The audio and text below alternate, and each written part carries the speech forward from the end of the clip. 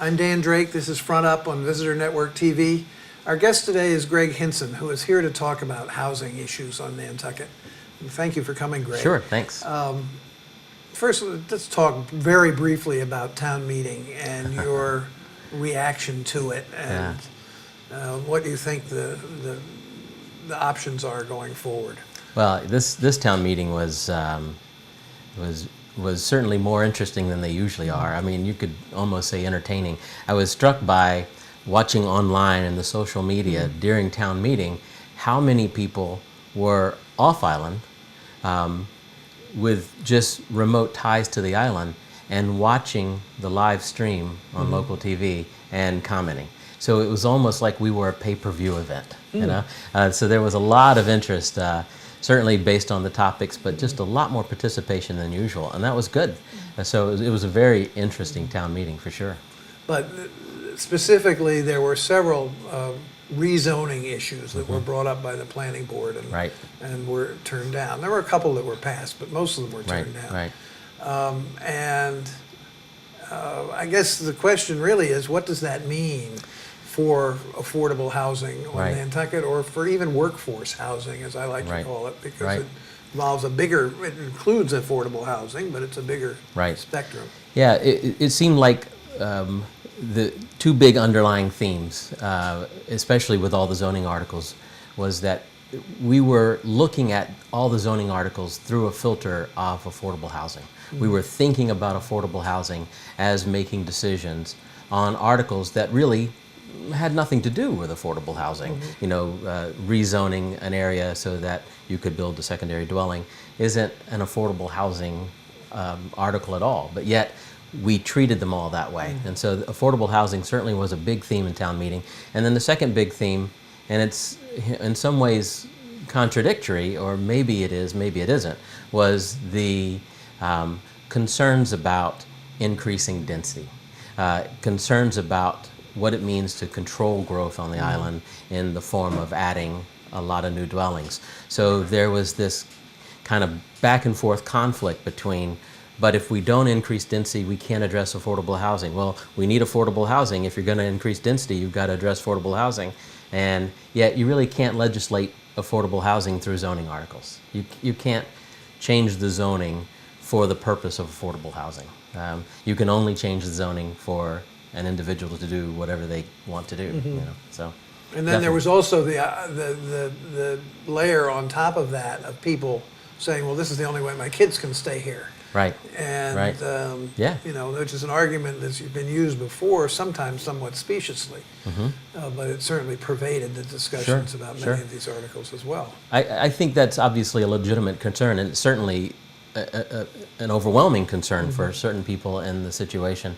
But, you know, the town made it pretty clear that you have to think about the big picture and not the little pictures. And so to rezone a whole area in a way that would allow you know, a large increase in number of dwellings that may be mostly seasonal rentals for these families, it was hard to swallow. At least that seemed to be pretty obvious with the voters. So what do you think are some of the possible solutions? Well, I came away from this town meeting convinced that we're not going to solve our housing shortage by adding new dwellings. I don't think we can zone or build our way to affordable housing.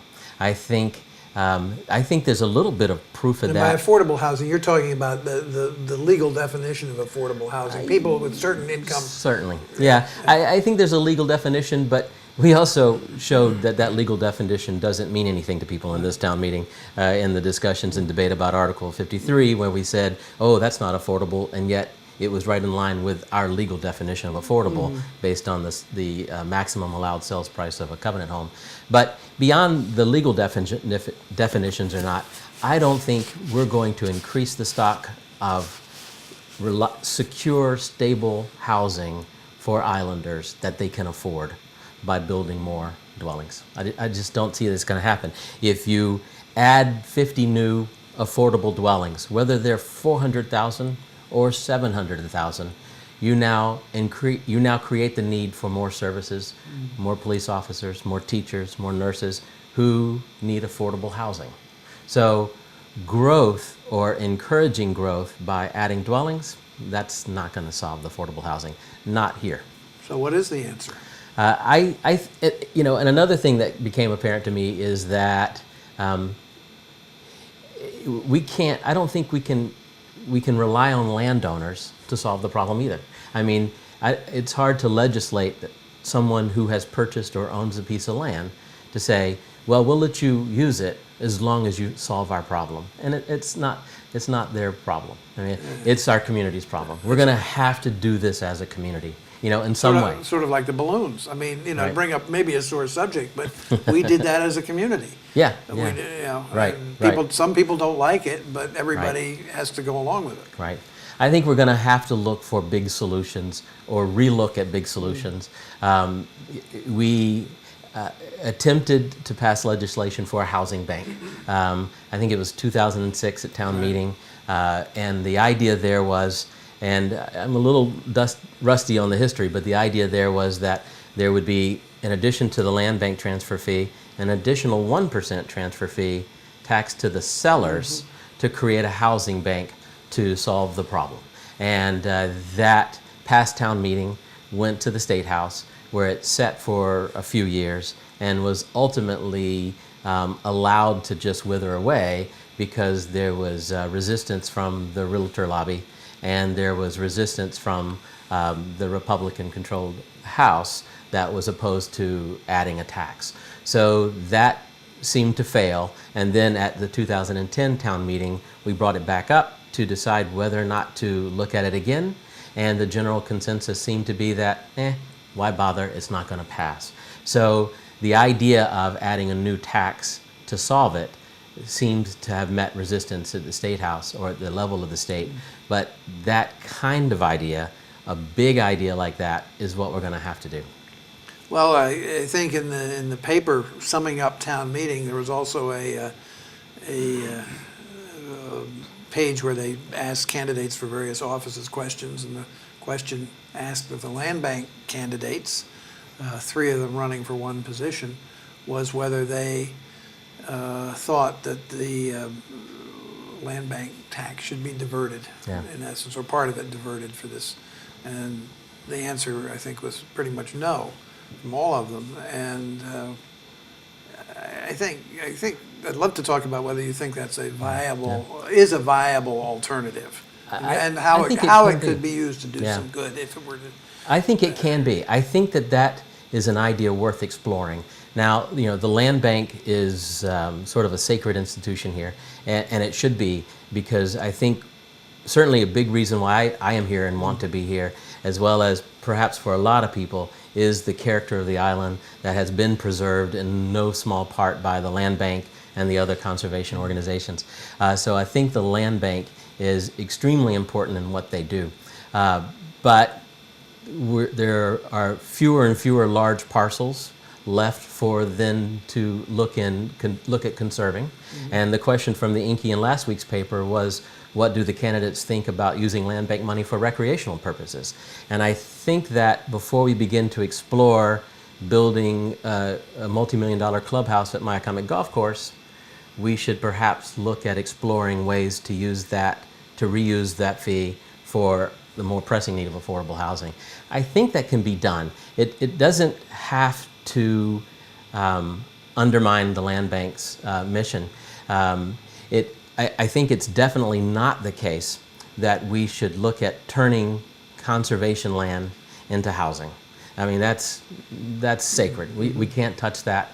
We should not even think about that, taking some less important property and putting an apartment house on it. That's not an answer. But we at least have to acknowledge the irony of that being part of the problem. Right, yeah. Well, no, exactly. I think instead of using land bank monies to buy additional land and building on it for affordable housing, because again, I don't think building more places are going to fix that. I think we need to gradually transition the land bank into purchasing properties with existing dwellings and converting that into a supply of affordable rentals that can be used in some meaningful way to alleviate this problem. I mean, in my mind, that's still conservation. That's still fits the mission of the land bank, because they're buying properties that may get loaded up with fertilizer, that may have a bad septic, that may be subdivided and turned into 5 dwellings, 6 dwellings with a tertiary article. They're buying properties with an existing dwelling, and they're conserving that property as it is. And hey, here's a dwelling that can meet affordable housing. So I think that there's a conservation angle there, and I think that needs to be explored. You have any other thoughts? Other thoughts about the idea of affordable housing? You know, the planning board, another big theme seemed to be the perceived bashing of the planning board, you know, with this town meeting, and that there were a lot of zoning articles that were brought forth to try to solve problems that were brought forth in relationship to our old master plan, and you could tell that there was frustration from the planning board as to you know, why they were getting voted down over and over again. I think Barry Rector at one point said, listen, you know, we know that affordable housing is an issue here. We're doing the best we can, but we'd love it if you give us some ideas. So I think, you know, my other thought is, whether it's the land bank idea or what, I think the community is going to have to come together and solve this. You know, right now, speaking of the land bank brings in about 18 million or so in revenue every year, and they cover 6 million of expenses of maintenance. And they also have some debt that they have to cover. Okay, but we are looking at, you know, somewhere around 1.2, 1.4 million in the form of CPC grants that we are using, that is available to cover all of our affordable housing efforts. So in the past, it's plain to see that our priority was the conservation, and it should have been. But I don't know that that disparity speaks to our priorities these days. So we're going to have to come up with ideas, meet the planning board's challenge to do that, and find a way to balance this out. Are you willing to take a leadership role, not necessarily as a member of a planning board, but no, I mean, I think there are people have to. People have to step out and say, yeah, it's time to make a change, and I'm going to help try to create that change. Sure. No, I am. I don't know of a particular role. I mean, it's funny sitting here without having a role on any of the various community boards, but it's certainly something that I feel like championing. I mean, affordable housing is, you could argue that it's an important topic for the community as health or mental health or the availability of fresh foods. I mean, studies show kids that don't have secure housing do not do as well in school. They become more likely to become behavioral issues. Adults that don't, or families that struggle to meet a monthly payment, are going to have to make sacrifices, and those sacrifices are health care and food. I think it's impossible to speak about our drug and alcohol abuse problem or our suicide contagion without acknowledging the role that our housing plays in all that. So I do earnestly believe that this is as an important a topic as we face. And so you can't believe that and not be willing to step up. So yeah, I'm ready to help out in any way I can. Well, good. I appreciate your coming and sharing your views with us. Sure. And I hope to hear more from you as we move along this path. Yeah, good. Greg Hinson, thank you very much. Sure.